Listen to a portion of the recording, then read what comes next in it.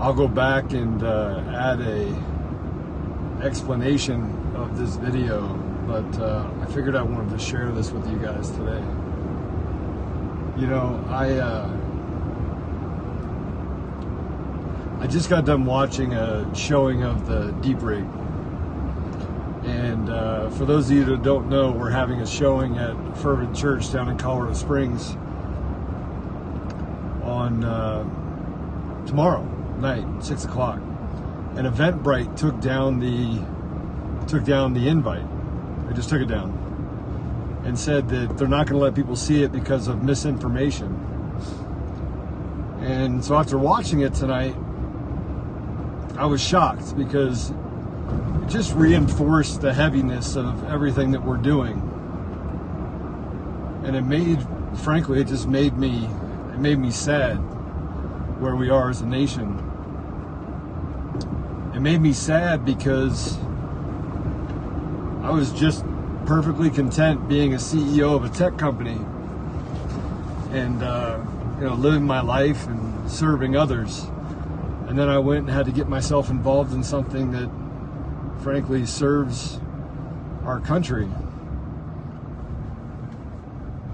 And it hasn't exactly worked out. I had to step down as a CEO. I had to walk away from my company. They've written a lot of bad things about me. But I started to realize that it's worth it. The reason why I did it is I tell everyone before, it's that the voice of the American people has to mean something. Like we have to elect our leaders at the state level, at the local level, at the national level. We've got to stop this corruption that we deal with on a regular basis. We've got to bring God back into our community. We've got to restore ethics and morals to our children. We've got to stop people from infecting our children with racism and gender fluidity and telling them, hey, you can be whatever you want to be, become a purple dinosaur. We've got to stop all that from happening. Not because we can't live with the consequences of having lawlessness on our streets, but because we shouldn't have to.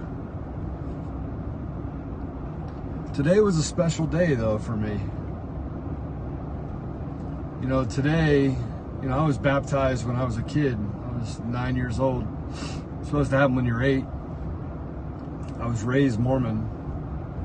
And, I still have lots of Mormon friends, and I cherish those relationships, and frankly, I share a lot of the beliefs, the Christian values. But today I got baptized again as kind of a symbol of my commitment to Jesus.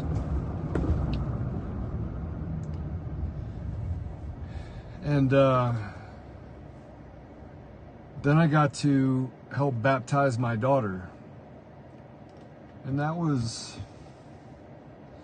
pretty special. It was special because my daughter wanted to be baptized.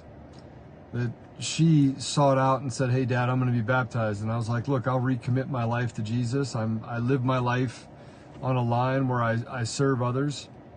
But I would really like to get baptized and then help baptize you. And so I got to do that with my daughter today. And I started looking back at it, and as I'm getting out of the pool, the fountain, one of the pastors took me aside and said, Joe, I want to tell you something, and I want to pray with you, but I want to tell you something.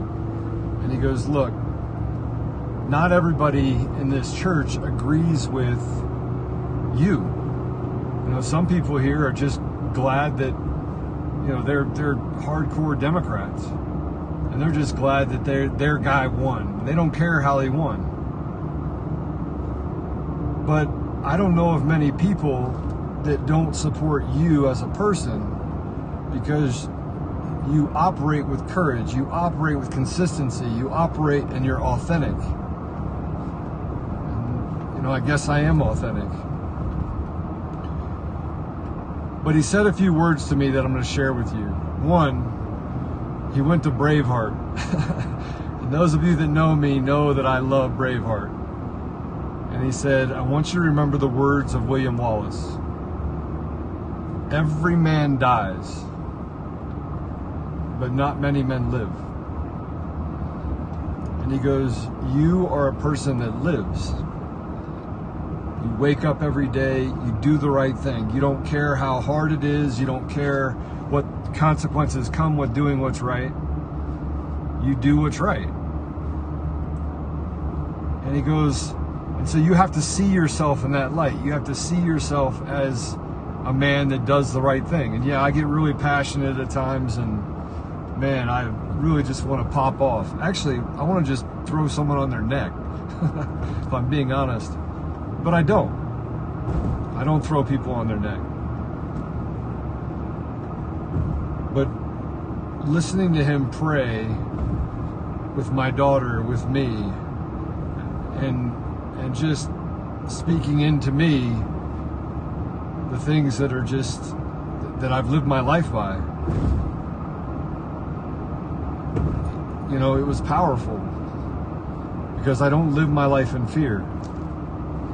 And so I don't know how many of you need to hear this. I don't know how many of you need to get to a place where you have hope. But I'm going to tell you that we know in the end what happens. We know that God wins. We know. We know that that is just the way it is.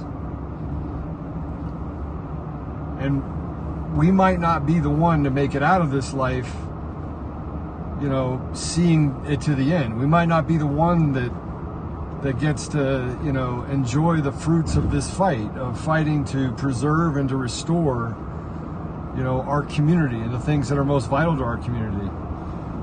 But in the end, I think that life is a test of character. Life is a test of, you know, can you do the right thing? Can you act courageously? Can you, no matter what, become an example for your children and stand up and teach them right from wrong? Can you be consistent in your life? And I think really that's what this is about. I think that for such a time as this, we are here for a reason. It's not easy, and God never said that life would be easy. Nobody promised you that it would be easy. He just said it'd be worth it and that you'd be worth it. So I'm not a pastor, but I will tell you there's a passage in the Bible that I go to. It's Galatians 4:16, and it says, "Have I become the enemy because I tell you the truth?" I will 100% of the time act honorably to protect you. I will stand up regardless of the consequences, because I know in the end we're only here for 70 years if you're lucky. If you get that far, 80, 90, you know, 100 if you're super blessed, or cursed, you choose. But I want to get to that place where God says to me, well done. So I'm going to speak truth regardless of the consequences. And I got to tell you, the consequences as of late have been, one, very expensive, and two, very painful. But I'm going to say it again. It's worth it. It's a path that you need to stay on. We need as many Americans, Christian conservatives, liberal conservatives, to come to the dance and do the right thing and stand up for what's right and stop becoming a part of the problem, which I personally think is the pervasive nature of the progressive Christianity that we face. That it's okay, just don't upset the apple cart, right? You know, Jesus in the Bible said that you will have to take up the sword. He did. He never promised you that you'd be able to walk away and just act like everything's going to be okay. He told you you'd have to work for it. He didn't tell you go to work and don't make sacrifices. He didn't say, look, just status quo, as long as you and your family is okay. He said to love your neighbor. He said to stand up for what's right. Martin Luther King said it in 1963. He goes that churches have become social clubs that stand up for the status quo, that don't have courage, that don't have a backbone. You just have to decide if you're one of those people that's going to watch the country crumble, which, if it does crumble, if you fail to stand, this is the final test. This is the final battleground of preserving our country. If that happens, you won't have to worry about your job. You won't have to worry about business. You won't have to worry about any of that. You also won't have to worry about hundreds of millions of people around the world that will die, and they'll literally die as a result of the United States as we know it falling. So people ask me, why did you get involved? I didn't have to. I could have gone and sat on a beach and drank Mai Tais for the rest of my life. I have been blessed with an immense amount of success. But I believe that God gave me a path, and I need to honor Jesus and stay on that path. So that's what I'm going to do. So I'm just telling you that it's been an immense, hard fight. Today I got to be baptized again and recommit myself, or just as a symbol of recommitting myself to Jesus. I got to watch my daughter take that plunge of just committing her life to Jesus. For any of you that are dads out there, you know, there's no better feeling than seeing your kids just, I don't know, just do something great. So I'm driving home, and I'll tell you guys, if you get a chance to go to Fervent Church tomorrow, I'd love to see you. If you don't, in your neighborhoods and in your communities, you know, maybe have a showing of the Deep Rig.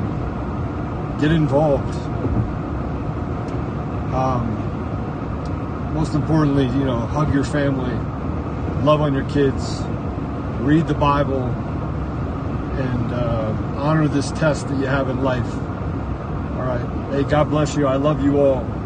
And the reason why I do this is because you are worth it.